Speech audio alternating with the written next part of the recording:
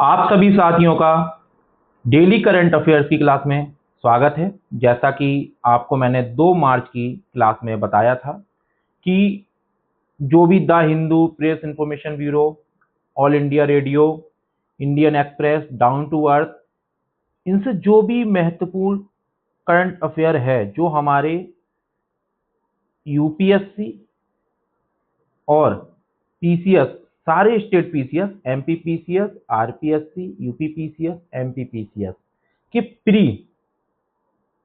Exam के लिए बहुत महत्वपूर्ण टॉपिक हैं, करंट अफेयर्स हैं, उन पर आधारित एमसीक्यू बनाए जाएंगे और वह एमसीक्यू प्रीवियस ईयर क्वेश्चन को ध्यान में रखकर ही बनाए जाएंगे। जैसा कि दोनों एग्जाम पूछते हैं उसी तरीके से इनका निर्माण किया जाएगा। हमारी टीम ने बहुत अच्छे से इस पर कार्य भी किया है। आप भी आज की क्लास देखिएगा, बताइएगा। टोटल 21 एमसीक्यू हैं। 3 और 4 मार्च का एक साथ इसलिए दिया जा रहा है क्योंकि इस समय कई सोर्सेज पर ज़्यादा खबरें नहीं थी, क्योंकि होली का त्यौहार था, तो एक साथ इनको मर्ज करके दिया जा रहा है। जैसा कि मैंने आपको पहले ही भी बताया है कि अगर आप इस क्लास को बहुत सीरियस तरीके से करते हैं तो प्रैक्टिस ही सफलता की कुंजी है। आपको मैं बता दूं, अगर आप प्रैक्टिस बहुत अच्छे से करते हो, आप कहेंगे सर मैंने तो इसको पढ़ा नहीं है, मैं प्रैक्टिस कैसे कर सकता हूं? मैं कहूंगा ठीक है, आपने नहीं पढ़ा। आज इस एमसीक्यू को जैसे मैं करूंगा, चीजें बताऊंगा, आपको प्रैक्टिस कराऊंगा, उसके बाद इसके नीचे व्याख्या होगी। क्या होगी? व्याख्या। जो व्याख्या होगी उसमें क्या होगा कि जितना कोर बेसिक है एनसीईआरटी का वो शामिल कर दिया जाएगा, प्लस जो करंट में चीजें रही हैं वो भी इसमें शामिल कर दी जाएंगी। तो आपको क्या है, करंट अफेयर के लिए अब 1 घंटे 1.5 घंटे देने की आवश्यकता नहीं है। जैसा कि देखिए, मैंने आपको पिछली अपनी क्लास में एक बात और बताई थी कि जैसे पहले मैं क्या करता था, आप मेरी पहले क्लासेस देखिए, तो उसमें मैं क्या करता था, अपनी पीडीएफ में पहले करंट अफेयर पढ़ाता था, फिर 10 एमसीक्यू कराता था। ठीक है, ये भी एक स्मार्ट अप्रोच थी, ऐसा नहीं है, ये भी एक स्मार्ट अप्रोच थी। फिर इस पे विचार किया गया हमारी टीम और हमारे द्वारा कि अगर बच्चों को इस तरीके से हम कंटेंट दे भी देते हैं और एमसीक्यू करा भी देते हैं, तो क्या बच्चे जो ये पीडीएफ जा रही हैं इसका सही तरीके से जब एग्जाम का 1 मंथ बचेगा रिवीजन कर सकेंगे? तो समझ में आया, जो एक साइकोलॉजी कहती है कि नहीं हो पाएगा और फिर वो मिक्स हो जाएगा, इधर का उधर, इधर का इधर। तो फिर उसके बाद एमसीक्यू का निर्माण करने की अप्रोच आई कि अगर रोज करंट अफेयर पर 20 से 21 एमसीक्यू जो बहुत ही महत्वपूर्ण टॉपिक है उनका व्याख्या में कोर बेसिक दे दिया जाए, इस तरीके से हम, आप देखिएगा, 360 दिन में करंट अफेयर के 7200 क्वेश्चन की प्रैक्टिस कर चुके होंगे। अब जिस बच्चे ने 7200 क्वेश्चन की प्रैक्टिस कर ली, आप खुद सोचिए किसी भी एग्जाम में करंट अफेयर से आपका क्या ही छूटेगा। और इन 7200 एमसीक्यू में सिर्फ करंट अफेयर नहीं होगा, मैंने क्या बोला है, एनसीईआरटी का जो भी करंट में चीजें बेसिक जरूर ऐड किया जाएगा, बेसिक को नहीं छोड़ा जाएगा। अगर आप अपनी जो स्टैंडर्ड बुक हैं उनको भी सही से नहीं पढ़ पा रहे हैं, चीजें नहीं कर पा रहे हैं, तो आप ये क्लास आपके लिए प्री के लिए बहुत सफिशिएंट है। अब आती है, सर हमने प्री का तो चलिए आपका 30 से 35 मिनट का वीडियो देख के प्री का तो चलिए हमने काम कर लिया, अब मेंस के लिए हम क्या करेंगे? फिर आप तो यहीं छोड़ के चले जाएंगे। मैं कहूंगा नहीं, देखिए, मेंस के लिए मैं बहुत जल्द कोर्स स्टार्ट कर रहा हूं। आप लोगों का सहयोग रहा, अधिक से अधिक लोग इस चैनल से जुड़ जाएंगे तो मैं लाइव सेशन ही लूंगा। उसमें मैं क्या करूंगा, जो भी करंट अफेयर रहा है 1 से 2 साल का उसका, और जो प्रेजेंट टाइम में चल रहा है, एक क्वेश्चन बनाऊंगा। ठीक है, क्वेश्चन बनाने के बाद कई बच्चों की एक चीज आती है, सर हम उस पर उत्तर कैसे लिखें, हमें ये समझ में नहीं आ रहा है। तो डेली 3 क्वेश्चन आएंगे। ठीक है, 3 क्वेश्चन आएंगे और पीडीएफ में आपको दिया भी जाएगा। उसमें क्या होगा, पूरा जो करंट में चीजें रही उसको ऐड करके किस तरीके से आपको स्टार्टिंग करनी है, किस तरीके से उसकी बॉडी होनी चाहिए, किस तरीके से आपको निष्कर्ष देना है पॉइंट वाइज, कैसे डायग्राम का यूज करना है शॉर्ट तरीके से, ये सब चीजें आपको सिखाई जाएंगी। और ये भी ज्यादा फालतू की चीजें इसमें कवर नहीं की जाएंगी।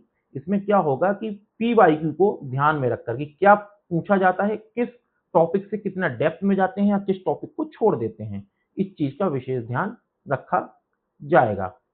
और इस एमसीक्यू की पीडीएफ आपको टेलीग्राम ग्रुप में मिल जाएगी। टेलीग्राम ग्रुप का लिंक मेरे डिस्क्रिप्शन बॉक्स में जाएंगे तो वहां पर आपको टेलीग्राम का लिंक मिल जाएगा। आप चैनल से जुड़ जाइए।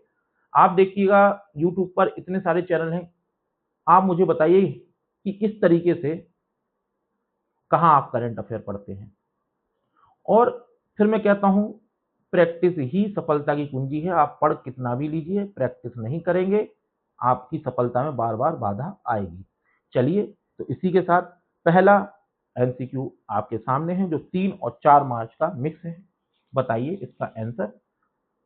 आप जब तक क्वेश्चन पढ़िए, मैं 3 चीजें और आपको डिटेल में बता दूं जो अपनी हर क्लास में बताता हूं। किसी भी एमसीक्यू को करने से पहले आप गलत और सही देखिए कि हमसे पूछा क्या जा रहा है, वो आपको यहाँ देखना है। इसको देखे बिना आप क्वेश्चन ना पढ़े। सेकंड चीज, 100% श्योरिटी होनी चाहिए कि ये कथन गलत है और ये कथन या सही है, जो ये 3 कथन दे रखे हैं। आप कहेंगे सर हमको श्योरिटी कहाँ से आएगी? आप 4 महीने लगातार क्लास लीजिए, फिर मुझे बताइएगा श्योरिटी कैसे आएगी। क्योंकि आपके सामने एक टॉपिक से रिलेटेड इतनी सारी बेसिक करंट आ चुका होगा कि आप देखते ही साथ, लाइन को पढ़ते ही साथ उस चीज का निर्णय ले लेंगे कि ये सही है कि गलत। और तीसरी चीज होती है शब्दों का हेरफेर। शब्दों का हेरफेर कहें तो केवल, तभी, पूर्णतः, पूरी तरह, लगातार, ये जो शब्द होते हैं ये 90% केस में गलत होते हैं, मैं आपको बता दूं। लेकिन 10% केस में ये सही होते हैं। अब वो 10% केस क्या है, तो वो आपको ये जो कथन है, रोज मैं जो एमसीक्यू कराऊंगा, मेरी 2000 एमसीक्यू की टेस्ट सीरीज भी चल रही है, अगर आप अच्छे से करते रहेंगे तो इसका आपको सीधा पता लग जाएगा कि 10% में क्या केवल और सभी, पूर्णता कौन से सही है। और उसके बाद अगर आपको एग्जाम में दिख रहा है 10% के अलावा तो उसको गलत मान लीजिएगा। क्योंकि जो भी विशेष जानकारी किसी टॉपिक को होती है उसको जहां पर केवल पूर्णता होता है उसे 10% में यहां शामिल कर दिया जाता है। अब चलिए, आपने पढ़ लिया होगा, बताइए इसका आंसर। चलिए मैं पढ़ता हूं। आपको एमसीक्यू कैसे करना है पहले मैं बता दूं। जैसे मेरी क्लास चल रही है उसको रोकिए। क्या करना है? क्लास को रोकना है। रोकने के बाद आपको एमसीक्यू को अच्छे से पढ़ना है। ठीक है, पढ़ने के बाद आपको खुद से पहले आंसर देख लेना है, फिर मेरी क्लास को चालू करिए। ठीक है, चालू करने के बाद आपको यह देखना है क्लास को कि मेरे से कहां गलती हुई, या मुझे ये टॉपिक नहीं आता है तो आप तुरंत ही उसको देख सकते हैं, उसका रिवीजन बाद में करिएगा। जब आप बाद में भी रिवीजन करें तो अच्छे से पहले क्वेश्चन को पढ़ें, फिर चीजों को समझें। फिर इससे क्या होगा, आपको बार बार याद नहीं करना होगा, क्योंकि प्रैक्टिस करोगे, कहाँ गलती हो रही है, कहाँ चीजें हो रही है, इतनी प्रैक्टिस हो जाएगी। किसी चीज को रटना नहीं होगा कि भाई चलो ये कथन रट लें या ये चीज कर लें। बेसिक समझ अच्छी हो जाएगी और आप देखेंगे कि आप 50+ स्कोर यूपीएससी में और 90+ स्कोर स्टेट पीसीएस में करना शुरू कर देंगे। बहुत ही जल्द अगर आप लोगों का ऐसे ही प्यार बना रहता है और चैनल पर हमारे, तो सी सेट के लिए मैं बहुत अच्छे एक टीचर है उनको लाऊंगा जो सी सेट में बिल्कुल ऐसे ही स्मार्ट अप्रोच से पढ़ाएंगे। कोई भी कूड़ा करकट उसमें ज्यादा शामिल नहीं होगा, सीधा पॉइंट टू पॉइंट बात होगी। ये तो मैंने आपको बता दिया है, क्वेश्चन आपके सामने है। चलिए मैं पढ़ता हूं। पॉलिटिशियन है पहला क्वेश्चन। पार्लियामेंट्री प्रिविलेज, संसदीय विशेषाधिकार के संदर्भ में निम्नलिखित कथनों पर विचार करें। हमसे पूछा है सही। ठीक है, संविधान का अनुच्छेद 105 संसद सदस्यों के विशेषाधिकारों से संबंधित है। हाँ, ये बात सत्य है। अब इसमें आप लोगों का होमवर्क ये है कि जो विधायक होते हैं विधानसभा में, उनके लिए कौन सा अनुच्छेद है, उस अनुच्छेद को आप कमेंट बॉक्स में बताइएगा। हाल ही में सर्वोच्च न्यायालय ने फैसला सुनाया है कि रिश्वतखोरी के मामले में सांसदों को कानूनी अभियोजना से छूट नहीं मिलेगी। ये विशेषाधिकार केवल, देखिए केवल आ गया, संसद के सदस्यों तक सीमित हैं और इसमें महान्यायवादी शामिल नहीं है। देखिए, हमसे सही पूछा था, ये बात है गलत। महान्यायवादी भी संसद में भाग लेता है, तो जो भी संसद में है उससे भी मिलेगा। तो आप ये देखिए 1 और 2 तो सत्य है, 3 गलत है। तो हमारे कितने सही कथन है? केवल 2 कथन सही है। कौन कौन से? 1 और 2। अब देखिए व्याख्या।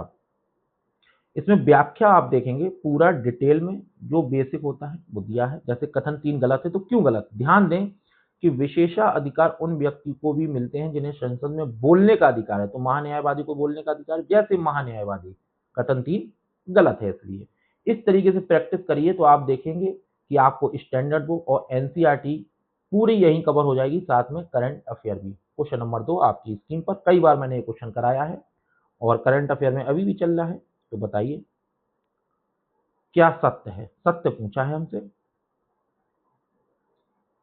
यह शक्ति केवल दीवानी मामलों तक सीमित है, नहीं, इसके तहत दिए गए आदेश पूरे भारत में लागू होते हैं, हाँ बात सत्य है। व्याख्या देखिए नीचे है, आप अच्छे से पढ़िएगा इसको, है ना। यही प्रैक्टिस होती है कि चीजों को पहले सॉल्व करना है फिर अच्छे से पढ़ना है। इस तरीके से अगर आप पढ़ेंगे तो आप देखेंगे कि आपको बार बार रिवीजन याद करने की आवश्यकता नहीं पड़ेगी। इसी तरीके से मेंस के भी क्वेश्चन आएंगे, उन पर आंसर राइटिंग क्लास में ही कराई जाएगी बहुत अच्छे से, है ना। एंजल टैक्स के संदर्भ में निम्नलिखित कथनों पर विचार करें। अब आप मान के चलिए एंजल टैक्स नहीं समझते हैं, ठीक है, तो पहले तो क्वेश्चन करिए फिर व्याख्या में आप देखिएगा क्या है आपके लिए। यह मुख्य रूप से उन असूचीबद्ध कंपनियों पर लगाया जाता है जो उचित बाजार मूल्य से अधिक पर शेयर जारी करती हैं, मतलब सूचीबद्ध नहीं है वो शेयर मार्केट में, और जो उनकी शेयर की कीमत 10 रुपए है तो वो 50 रुपए में बेच रही हैं अपने स्टार्टअप को बढ़ाने के लिए, तो उस पर जो एक्स्ट्रा ले रही हैं उस पर क्या है, एंजल टैक्स। बजट 2024-25 में सरकार ने इसे सभी श्रेणियों के निवेशकों के लिए समाप्त करने की घोषणा की है, बताइए सभी श्रेणियों के लिए। क्वेश्चन नंबर 3 का आंसर सी है, बात सत्य, ये सभी 10% में है, इसको याद रखिएगा। दे देखिए एंजल टैक्स को स्टार्टअप पारिस्थितिकी तंत्र को बढ़ावा देने के लिए हटाया गया। पहले यह आयकर अधिनियम 56(2) के तहत आता था, अब नहीं है। क्वेश्चन नंबर 4 आपके स्क्रीन पर, बताइए इसका आंसर। कुछ क्वेश्चन शॉर्ट तरीके से पूछे जाते हैं जिनमें कथन नहीं होते हैं। ऐसे 3-4 मार्च में ऐसे कई करंट अफेयर रहे हैं जिन पर कथन नहीं बन सकते हैं, ज्यादा डेप्थ में नहीं पूछे जाते हैं, और मैं अपनी क्लास को बड़ा दिखाने के लिए आपका समय बर्बाद करूं, आपको एक्स्ट्रा नॉलेज फालतू की दूं, उसका भी कोई महत्व नहीं है। जो चीज डायरेक्ट पूछी जाती है डायरेक्ट आपके सामने हो, और 3-4 मार्च में ऐसा ही करंट अफेयर रहा है। चलिए बताइए इसका आंसर। लॉजिस्टिक परफॉर्मेंस इंडेक्स किसके द्वारा जारी किया जाता है?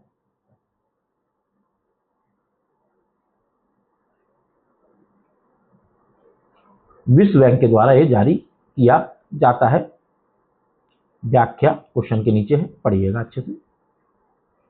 क्वेश्चन नंबर 5, ये भी मैं कई बार पढ़ा चुका हूं, फिर से करंट अफेयर में देखिए कई टॉपिक ऐसे होंगे एमसीक्यू में जो मान के चलिए आप 3-4 तारीख को करंट अफेयर में, वो 5 मार्च को भी रह सकते हैं, क्योंकि कुछ टॉपिक ऐसे होते हैं कि वो लगातार करंट अफेयर में बने रहते हैं। तो इससे आपको पता है समझने में क्या सहायता मिलेगी। यूपीएससी उस टॉपिक पे ज्यादा फोकस करता है और पीसीएस उस टॉपिक पे ज्यादा फोकस करता है जो लगातार न्यूज में बने रहते हैं। तो अगर कोई एमसीक्यू बार बार रिपीट हो रहा है तो आप समझ जाइए वो एग्जाम के लिए बहुत ही महत्वपूर्ण है। जैसे मैं आपको बता दूं, अनुच्छेद 142 पूर्ण न्याय, ये बार बार रिपीट हो रहा है, बार बार द हिंदू में आर्टिकल्स आ रहे हैं, तो पक्की बात है इससे क्वेश्चन बनना ही बनना है ना। तो इसको इतने अच्छे से मैंने तो कम से कम इस पे 20 एमसीक्यू करा रखे होंगे, अच्छे से करिए, है ना। किन 2 जल निकायों को जोड़ता है हारमुज, बताइए। ये हारमुज जो है आपकी, ये फारस की खाड़ी और ओमान की खाड़ी को जोड़ता है। आज थोड़े से शॉर्ट क्वेश्चन मिलेंगे क्योंकि करंट अफेयर में कुछ शॉर्ट टाइप की ही चीजें थी। हाल ही में चर्चा में रहा आगा लेगा द्वीप किस देश का हिस्सा है? इसी तरीके से यूपीएससी भी पूछता है। ये हिस्सा अपने मॉरिशस का है। अगर इस तरीके से आप पढ़ते रहेंगे, आप खुद देखिएगा आपके अंदर 3-4 महीने में क्या बदलाव आएगा दूसरे की अपेक्षा। 1 घंटे की करंट अफेयर क्लास देखते हो, नोट्स बनाते हो, और फिर उनका रिवीजन भी नहीं हो पाता है, वो पोथी बन के रख जाते हैं आपकी मेज पर और धूल चढ़ती रहती है। तो वो काम हमें नहीं करना है। हम मेंस में भी आंसर राइटिंग के जरिए ही पूरा कोर्स कवर करेंगे, और प्री का भी प्रैक्टिस के माध्यम से और मेंस का भी प्रैक्टिस के माध्यम से ही पूरा कोर्स।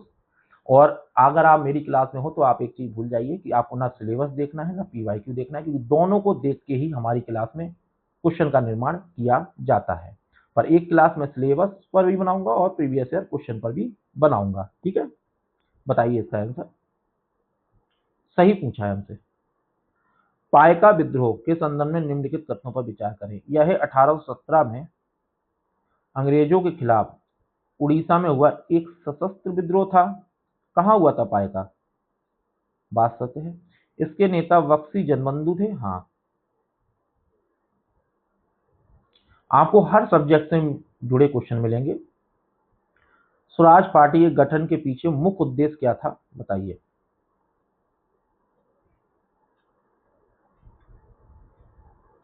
जिन्होंने हिस्ट्री अच्छे से पढ़ी हो बताइए। विधान परिषदों में प्रवेश कर सरकारी कार्यों में बाधा डालना। अच्छा, ये बताइए स्वराज पार्टी का गठन किसने किया था, किस सन में हुआ था, ये आप कमेंट बॉक्स में मुझे बताइएगा। क्वेश्चन नंबर 9 आपकी स्क्रीन पर। आज कुछ शॉर्ट ही क्वेश्चन होंगे क्योंकि मैं बार बार कह रहा हूं। काजीरंगा राष्ट्रीय उद्यान के बारे में देखिए, आप यहां आए तुरंत गलत गलत बताइए।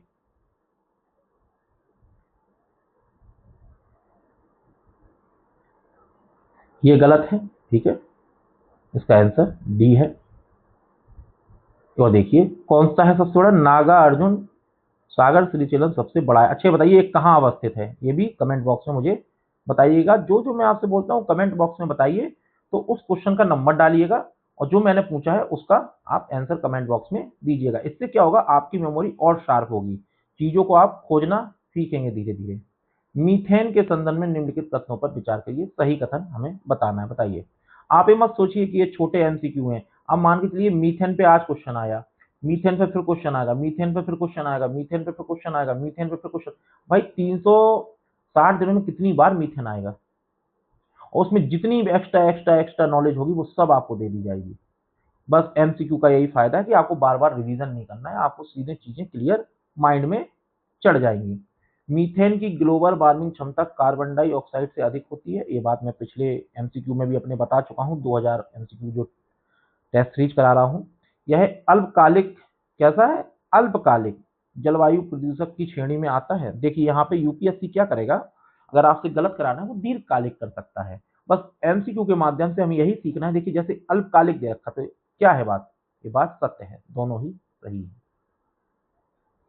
अब आपके दिमाग से ये चीज कभी नहीं हटेगी। क्यों नहीं हटेगी, क्योंकि आपने एमसीक्यू कर रखा है, आपकी प्रैक्टिस बहुत अच्छी है। ये भी करंट अफेयर में काफी ज्यादा चल रहा है, यूपीएससी इस पे ऑलरेडी क्वेश्चन पूछ चुका है। अब शायद रिटर्न करेगा, तो मैंने तो इसमें डेप्थ में भी क्वेश्चन करा रखे हैं, कथन में भी हर जगह से करा रखे हैं। बताइए इसका आंसर बी, इसका आंसर सत्य है। क्वेश्चन नंबर 12 आपकी स्क्रीन पर। बताइए वॉयेजर 1 मिशन किस अंतरिक्ष एजेंसी द्वारा लॉन्च किया गया। ये पीसीएस के लिए इंपॉर्टेंट है, यूपीएससी के लिए मैं उतना इंपॉर्टेंट नहीं कहूंगा, क्योंकि ये क्लास यूपीएससी और पीसीएस दोनों के लिए ही निर्माण की जा रही है। नासा इसका आंसर है। बाकी आप व्याख्या अच्छे से पढ़े, है ना। स्वदेशी विमान वाहक पोत विक्रांत के संदर्भ में देखिए, पहले तो आप ये रखिएगा स्वदेशी है ना। ये लाइन भी बोल सकती है कि विक्रांत के संबंध में निम्नलिखित तथ्यों पर विचार करें, तो ये स्वदेशी है, पहले आपको ये भी याद रखना है। इसे कोचीन शिपयार्ड द्वारा बनाया गया। देखिए यहाँ पे ये चीज चेंज किया जा सकता है, हाँ ये बात सत्य है। इसमें 75% से अधिक स्वदेशी सामग्री का उपयोग किया गया। देखिए इसमें आपको कहाँ गुमराह किया जा सकता है कि 100% या 90% लिखा जा सकता है ना। इस चीज का याद रखिएगा। जहां भी सिली मिस्टेक पीसीएस या यूपीएससी करा सकता है, वहां पर मैं आपको बारीकी से चीजें बता रहा हूं। क्वेश्चन नंबर 14 आपकी स्क्रीन पर। ऑपरेशन संकल्प का संबंध किससे है।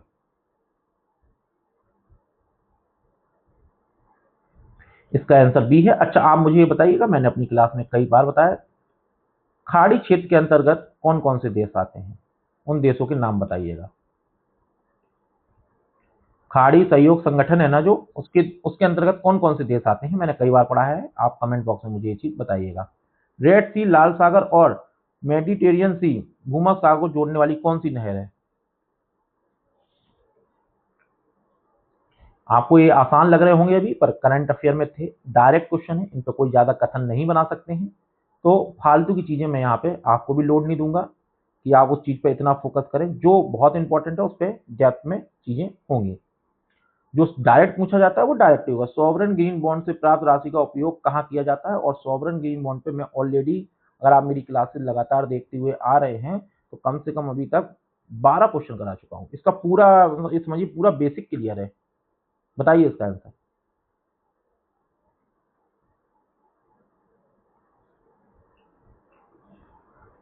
क्वेश्चन नंबर 17 आपकी स्क्रीन पर, बताइए इसका आंसर।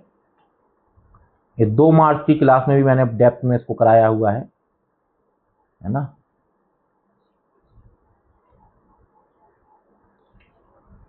किस संशोधन के द्वारा जोड़ी गई थी? संशोधन का नाम आप लिखिएगा।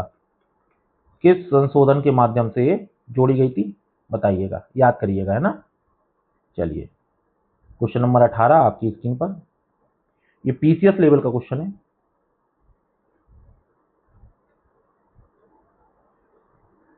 हवा से हवा में मार करने वाली अस्त्र मिसाइल की रेंज क्या है? ऐसे पीसीएस पूछ देता है तो हम अचंभ हो जाते हैं, हमसे क्या पूछ दिया डायरेक्ट फैक्ट में।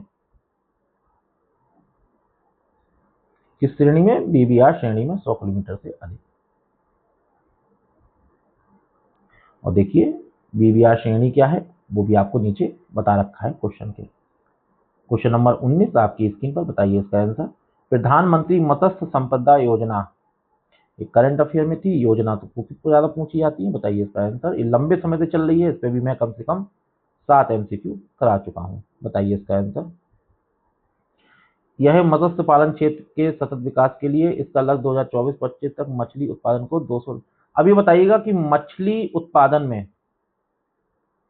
भारत विश्व में किस नंबर पर है? ठीक है, ये बताइएगा मुझे कमेंट बॉक्स में। ये मैं पढ़ा चुका हूं इसलिए मैं आपसे पूछ रहा हूं। क्वेश्चन नंबर 20 आपकी स्क्रीन पर, बताइए। वर्ल्ड इकोनॉमिक आउटलुक रिपोर्ट किसके द्वारा जारी की जाती है? अंतर्राष्ट्रीय मुद्रा कोष। ये बताइएगा आईएमएफ का गठन किस सन में हुआ था? ठीक है, कुछ होमवर्क मैं आपके लिए क्यों दे रहा हूं बार बार, कुछ चीजों को आप पढ़ेंगे ना सर्च करके तो कुछ एक्स्ट्रा नॉलेज आप भी ले सकेंगे, आप भूलेंगे नहीं। जैसे आप एमसीक्यू कर रहे हो, अब मैं आपसे पूछ रहा हूँ, आप जाओगे नेट पर सर्च करोगे, चीजें करोगे, थोड़ी सी मेहनत करोगे, थोड़ी सी मेहनत मुश्किल से 5 से 10 मिनट की, वो चीजें आपको जीवन में कभी नहीं भूलेंगी, इसलिए थोड़ी सी मेहनत मैं कराता हूँ। क्वेश्चन नंबर 21, इल्बर्ट बिल विवाद, ये भी 3 से 4 मार्च के समाचारों में था। बताइए, AIR में इसकी बात चल रही थी तो इस पे क्वेश्चन बनाया। इल्बर्ट बिल आया किस सन में था? ये तो मैंने दे रखा है। चलिए क्वेश्चन नंबर 21 का आंसर बताइए। इसका आंसर बी है। तो बताइएगा कि ये जो मैंने स्टार्टिंग की है चीज, ये तरीका आपको कितना स्मार्ट लग रहा है। आप देखिएगा, सोचिएगा, है ना। और मैं फिर कहूंगा, प्रैक्टिस ही सफलता की कुंजी है। आप जितना अभ्यास करोगे ना, तलवार जो चलाने की ज्यादा प्रैक्टिस करता है ना, बहुत ज्यादा चलाने की प्रैक्टिस करता है, वह युद्ध में सबसे अच्छा प्रदर्शन करता है। ये हमें इतिहास सिखाता है। पर जिसके पास तलवार है, राजा है, पर उसने कभी चलाया नहीं, बस वो देखता रहा, चीजों को क्या किया, उसने पढ़ लिया कि हाँ तलवारबाजी में ऐसी ऐसी चीजें होती हैं, ऐसे ऐसे होता है, उसे नॉलेज बहुत है, उसने कभी अभ्यास करने का सोचा ही नहीं। वो जैसे युद्ध में जाएगा, पढ़ा हुआ सारा व्यर्थ हो जाएगा, जिसने अभ्यास किया वो गर्दन काट देगा। यही यूपीएससी करता है। आजकल यूपीएससी, पीसीएस, या मैं कहूँ कोई भी एग्जाम है ना, मेन पढ़ा होता है हमारा प्री एग्जाम, जो प्रथम एग्जाम होता है जिससे हम क्वालिफाई करते हैं। यहाँ पर जो क्वेश्चन बनाए जा रहे हैं वो साइकोलॉजी बेस्ड बनाए जा रहे हैं बच्चों की, कि बच्चों को कैसे किसी टॉपिक में गलती कराई जाए, कैसे उनसे शब्दों में हेर फेर किया जाए, वो अगर सही तरीके से चीजों पर अभ्यास करके नहीं आते तो उन्हें किस तरीके से चीजों से हटाया जाए, क्योंकि उन्हें उन्हें चाहिए स्मार्ट अधिकारी, जिनके अंदर अधिकारियों के क्या हो, गुण हो। अब आप कैसे समझेंगे कि आपके अंदर अधिकारी के गुण हैं? अधिकारी की देखिए 3 चीजें बहुत मुख्य होती हैं। एक तो वो सूक्ष्म दृष्टि रखता है, कोई भी चीज आएगी बोलेगा कम, चीजों को बड़े ध्यान से सोचेगा, समझेगा कि हाँ। दूसरी बात होती है उसके जो पिछले, जो उसने अपनी जिंदगी में सीखा या चीजें हैं वो अप्लाई करता है, कि क्या गलत है क्या चीजें हैं, वो अप्लाई कैसे करता है, उसको अभ्यास बहुत हो जाता है। जैसे आपको भी ये, अब मान के चलिए आपसे इल्बर्ट विल्बर गलती हुई थी, अब आपने यहाँ तो बता लिया, चीजें सीख ली, आपने थोड़ा सर्च करके देख लिया, तो आपकी क्लियरिटी और अधिक हो जाएगी ना। तीसरा, वो गुमराह ज्यादा नहीं होता है, चाहे कोई भी कर ले वो अंतरात्मा की सुनता है। जो इंसान गुमराह ज्यादा होता है वो ना घाट का रहता है ना कहीं का रहता है। अब गुमराह का मतलब ऐसा होता है कि यूट्यूब पे काफी चीजें हैं, आप 1-1.5 घंटे के करंट अफेयर देख रहे हो जिसमें 5 करंट अफेयर समझाए जा रहे हैं। आप एक बात मान के चलिएगा कि आपका एग्जाम 9 महीने बाद है, आप 9 महीने बाद है और आप 1-1 1.5 घंटे का करंट अफेयर देख के नोट्स बना रहे हो। 9 महीने बाद करंट आपका एग्जाम है, आप उसको कितना रिवाइज कर लोगे, कैसे क्वेश्चन बनेंगे, कैसे क्वेश्चन नहीं बनेंगे, आप PYQ देख ही नहीं रहे हो, बस पढ़े जा रहे हो। अब आप एग्जाम हॉल में गए, चीजों में वहां पे शब्द लिख दिया छोटा सा केवल, या लिख दिया पूर्णता, लिख दिया सभी, या कुछ भी इस तरीके से गुमराह आपको करने के लिए, क्या करोगे आप? पढ़ा हुआ भी गलत कर दोगे ना। इसलिए प्रैक्टिस बहुत इंपॉर्टेंट है, मैं बार बार कहता हूँ। और देखिए व्याख्या है ना, हिल्बर्ट बिल्कुल लॉर्ड रिपन के समय आया, ठीक है, ये भी याद रखना किसके समय हिल्बर्ट आया था। अगर आपको अच्छा लगा तो लाइक करिएगा, शेयर करिएगा, कमेंट करिएगा और अधिक से अधिक लोगों को इस चैनल से जोड़िए। टेलीग्राम पे इसका लिंक काफ़ी शेयर करिए आप लोग, मैं आपसे यही चाहूँगा। धन्यवाद।